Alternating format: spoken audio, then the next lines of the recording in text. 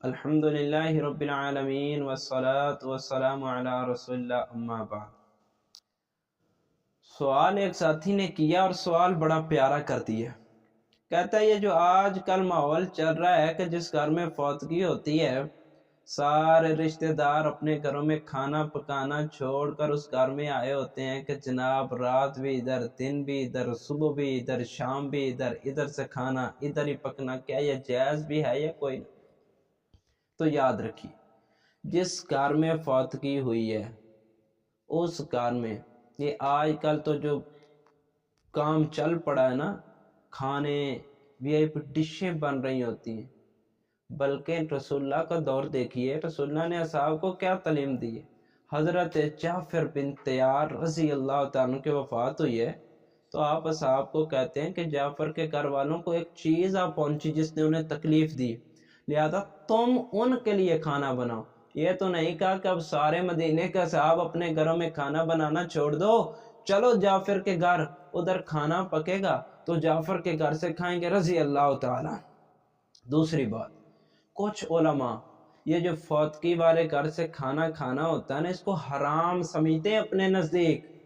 ہاں، وہ مسافر جو بڑے دور سے آیا ہے تو اب وہ واپس نہیں جا سکتا، تو اس کے لیے کوئی ہلکا پھلکا، وہ بھی فوتگی والے آپ نہیں، وہ تو غریب مقام میں مبتلا ہیں، کوئی دوسرا ساتھی، کوئی قریبی رشتہ دار یا کوئی اور قرابت والا یا ہمسایہ کوئی تھوڑا بہت بنا دے تو ٹھیک ہے۔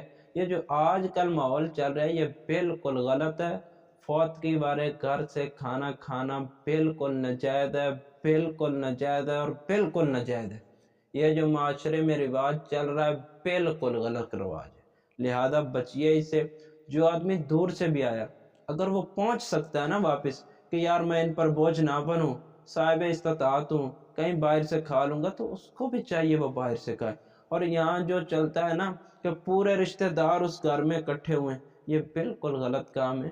آسانی کیجئے، نرمی کیجئے، پیار کیجئے، آپس میں محبت کیجئے، نہ کہ ایک دوسرے پر بوجھ بنیے اور ایک دوسرے کی تکلیف میں سہارا بننے کے بجائے ایک دوسرے کی ٹانگیں مت کیجئے، ایک دوسرے کو بے عزت مت کیجئے۔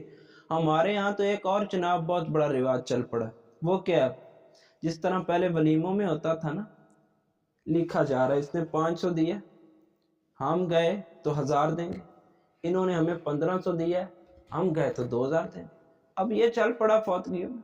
کیا ہوتا ہے جناب، ان کی فوتگی ہوئی تھی تو یہ آئے تھے، انہوں نے ہمیں 10,000 روپیہ دیا تھا کھانے کے لیے، کھانا پکاؤ لوگ تیسرے دن، لہذا اب ان کی ہوئی ہے، ہم جا رہے تو ہم جناب 15,000 روپیہ ان کو دیں گے۔ یہ کیا ہے بھائی؟ یہ بالکل غلط کام ہے، اور فوتگی والے گھر سے کھانا بالکل غلط ہے، شریعت میں کوئی اجازت نہیں ہے سوائے دور کے مسافر کے۔